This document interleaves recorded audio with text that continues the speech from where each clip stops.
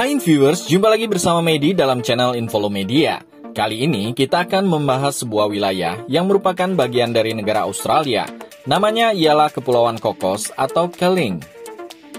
Namun sebelum itu, silahkan tekan tombol subscribe dan jangan lupa nyalakan loncengnya ya, biar tidak ketinggalan informasi yang Medi sajikan di channel ini.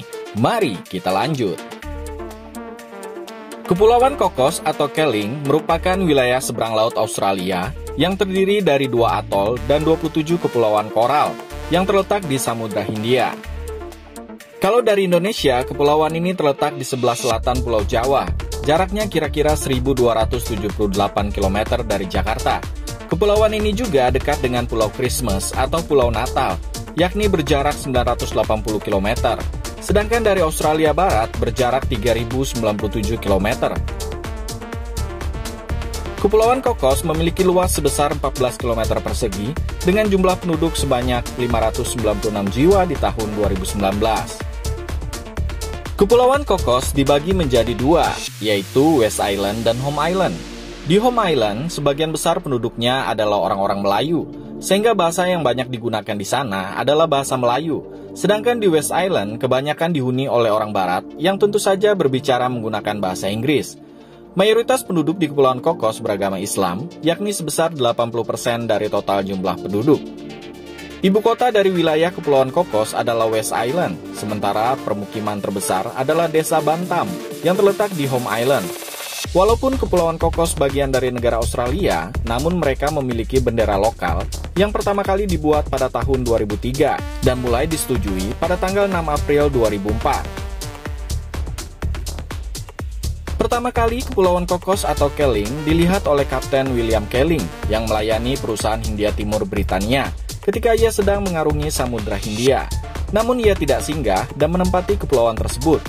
Konon kabarnya pulau tersebut tidak berpenghuni hingga pada tahun 1814 ada seorang pedagang laut asal Skotlandia yang bernama Kapten John Clunies Ross. Ia berhenti sementara di Kepulauan Cocos dalam perjalanan menuju India.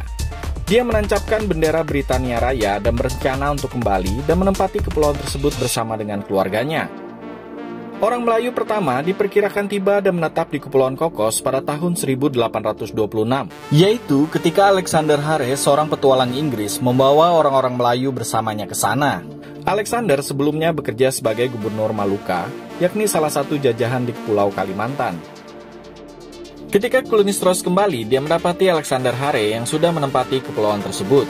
Seiring berjalannya waktu, Hare pun meninggalkan Kepulauan Cocos dan wafat di Bencolen pada tahun 1834. Pada tahun 1827, John Clunies Ross mengubah kehidupan orang-orang Melayu yang ada di sana ketika ia dan keluarganya memutuskan untuk menetap di Kepulauan Cocos. Orang Melayu setempat dan sejumlah besar pendatang Melayu baru yang dibawa oleh Clunies Ross dipekerjakannya untuk membantu memanen kelapa untuk dibuat kopra. Para pekerja ini dibayar dengan mata uang bernama rupiah Cocos. Mata uang ini diproduksi oleh Clunies Ross sendiri dan hanya dapat ditebus di toko perusahaannya. Kerajaan Inggris mencaplok Kepulauan Cocos atau Keeling pada tahun 1857.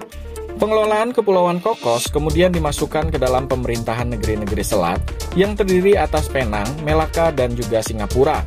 Kemudian Ratu Victoria pada saat itu menganugerahkan keluarga Ross hak milik kekal atas Kepulauan Cocos.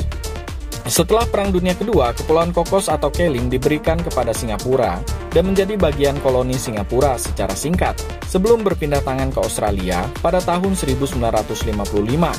Walaupun begitu, pemerintah di Kepulauan Cocos masih dipegang oleh keluarga Clunies Ross yang sudah memerintah sejak abad ke-19.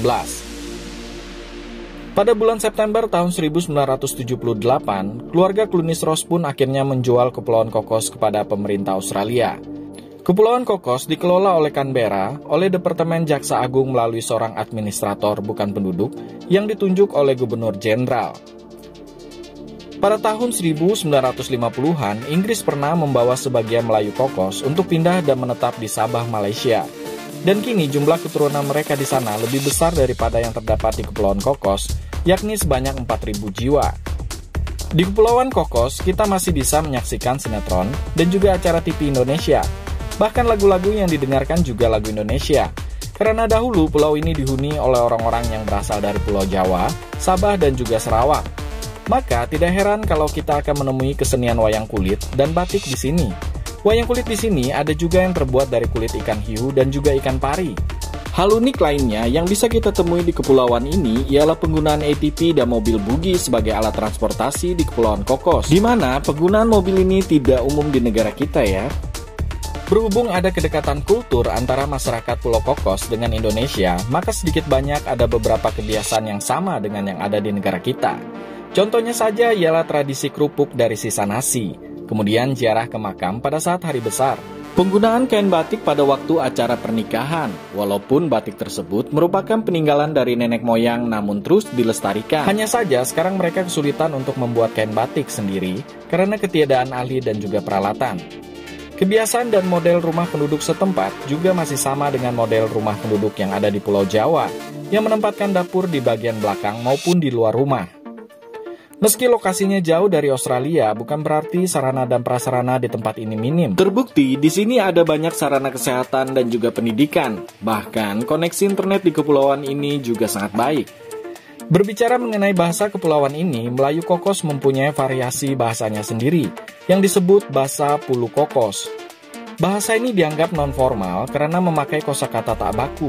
Bahasa Pulu Cocos merupakan percampuran antara bahasa Indonesia dan juga bahasa Melayu dengan pengucapan lokal serta berbagai elemen bahasa Inggris dan Scots di dalamnya. Kalau kita ingin berkunjung ke Kepulauan Cocos atau Keling, kita bisa menggunakan pesawat terbang kira-kira 90 menit apabila dari Pulau Natal yang berada di dekatnya. Kemudian kita mendarat di bandara yang ada di West Island. Setelah itu memilih penginapan yang tersedia di sana. Kita juga dapat menikmati suasana pantai sembari menikmati matahari terbenam di Cocos Club sebelum bersantap di Taman Pantai Tropika Restoran yang menyajikan prasmanan lezat setiap malamnya. Pantainya yang mempesona, air lautnya yang jernih, siapa yang tidak suka? Di sana kita bisa berenang dan juga menemukan banyak ikan-ikan saat kita bersnorkeling ria. Kita bahkan bisa memancing ikan-ikan tersebut dengan menggunakan spear gun. Hasil pancingannya pun bisa langsung kita bakar di tepi pantai. Sungguh mengasihkan, bukan? Di sana juga kita dapat mengikuti tur budaya yang berdurasi kurang lebih 2 jam di Home Island, di mana letaknya kira-kira 20 menit dari West Island dengan menggunakan kapal feri. Tur budaya ini menawarkan wawasan yang memukau dari cara hidup penduduknya yang ramah.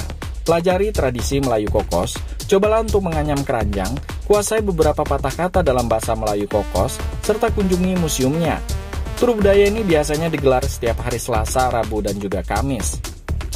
Selain kedua pulau tersebut, kita juga dapat berkunjung ke Pulau Direction, di mana di sana kita dapat menemukan Pantai Kosis.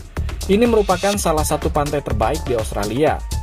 Di sini kita akan menemukan plakat-plakat yang menceritakan sejarah pulau ini, termasuk tenggelamnya SMS Emden, sebuah kapal Jerman, selama pertempuran Cocos pada Perang Dunia Pertama. Oke viewers, demikianlah informasi sedikit mengenai Kepulauan Cocos atau Keling yang terletak di Samudra Hindia. Semoga informasi tadi bisa menambah wawasan kita semua untuk mengenal kawasan atau wilayah sebuah negara di dunia. Dan jangan lupa untuk tekan tombol subscribe serta nyalakan loncengnya ya, biar Medi lebih semangat lagi dalam menyajikan informasi di channel ini. Sampai jumpa!